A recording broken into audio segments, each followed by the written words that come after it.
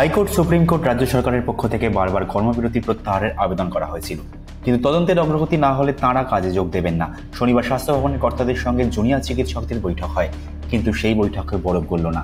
জানা গিয়েছে এখনই কর্মবিরতি তুলছেন না জুনিয়র চিকিৎসকরা। হাইকোর্টের নির্দেশের পর আরজিকর হাসপাতালে তদন্তভার নিয়েছে সিবিআই দায়িত্ব পাওয়ার পরই তদন্তের কতটা অগ্রগতি হলো তা জানতে আন্দোলনরত চিকিৎসকরা সিজিও কমপ্লেক্সে যান, কিন্তু শুক্রবার কোনো সদুত্তর না পেয়ে তারা ফিরে আসেন। জানিয়ে দেন এখনই কর্মবিরতি তুলছেন না তারা।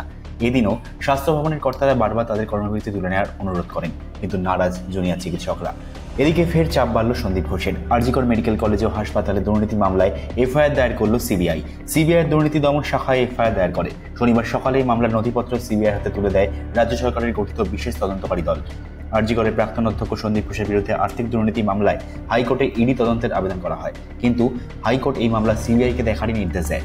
অন্যদিকে আরজিকর কাণ্ডে ধৃত সিভিক ভলান্টিয়ার সঞ্জয় রায়ের একটি বাইক বাজেয়াপ্ত করল সিবিআই। শনিবার সন্ধ্যায় বাইকটি সিজিও কমপ্লেক্সে আনা হয়। তার বাইকে কলকাতা পুলিশের স্টিকার ছিল। একজন সিভিক ভলান্টিয়ার কিভাবে কলকাতা পুলিশের বাইক ব্যবহার করত তা নিয়েও প্রশ্ন তৈরি হয়েছে।